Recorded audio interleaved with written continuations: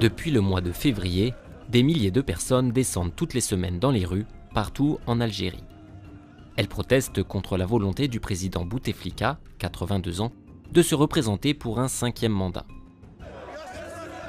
Ces manifestations ont donc été déclenchées par un événement politique. Mais l'Algérie fait aussi face à des difficultés économiques qui nourrissent le mécontentement d'une partie de la population. Ces difficultés sont liées à ça. Le pétrole. Le pétrole en Algérie, c'est crucial. Un quart du PIB en dépend. Et il représente 95% des exportations. En d'autres termes, l'économie algérienne dépend en grande partie de l'exploitation de son sous-sol. C'est ce qu'on appelle une économie de rente. Alors, l'or noir a permis au pays de se développer. Mais aujourd'hui, la situation pose plusieurs problèmes. D'abord, cette rente a commencé à baisser ces dernières années. L'Algérie produit moins de pétrole.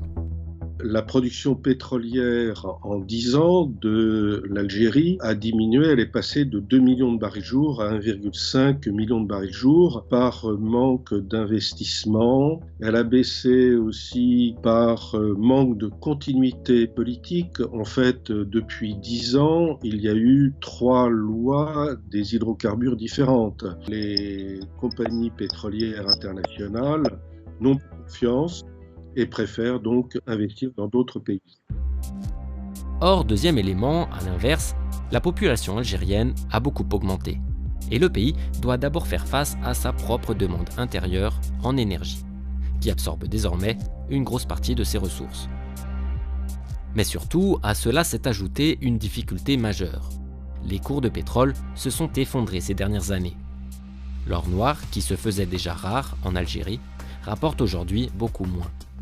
Les économies rentières, très dépendantes des hydrocarbures, sont aussi très fragiles lorsque les prix ont baissé. Je rappelle que les prix du pétrole sont passés de $120 par baril début 2014 à environ 30 ou 40 $ par baril à la fin de l'année 2015. Et on voit que les recettes se sont effondrées à due proportion.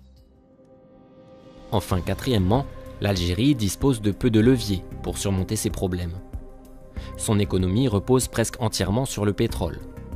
Quand il disparaît, il n'y a plus grand-chose pour prendre le relais. La rente pétrolière n'a pas été utilisée en priorité pour diversifier l'économie, pour créer des emplois. Le tourisme, par exemple, ne s'est pas du tout développé, contrairement à ses pays voisins. Il n'y a pas eu non plus des efforts suffisants qui ont été faits pour développer une agriculture compétitive. Résultat, en Algérie, les emplois se font plus rares et la situation sociale se tend. Les moins de 25 ans, qui représentent désormais 45% de la population, sont particulièrement touchés. Près d'un tiers est au chômage. Un contexte social qui favorise les mouvements de protestation.